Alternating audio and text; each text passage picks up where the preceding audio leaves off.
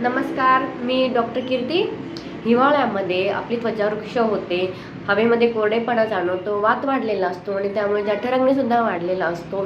त्यासोबतच सांध्यांचे व्याधी, सांधेदुखी सतत जाणवत असतात आणि म्हणूनच आहारामध्ये असे कोणते छोटे बदल करायचे ज्याने हे त्रास होणार नाही, पाहूयात आपण.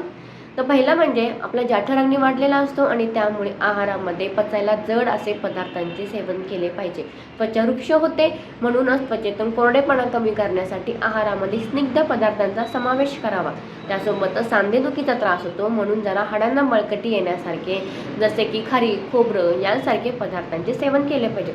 म्हणजेच काय, दूध, तूप यांपासून बनवलेले पदार्थ, तिळाचे पदार्थ, तीळ, गूळ, बाजरीची भाकरी जी उष्ण असते, थोडी कोरडी असते, म्हणून तीळ घातलेली बाजरीची भाकरी खावी.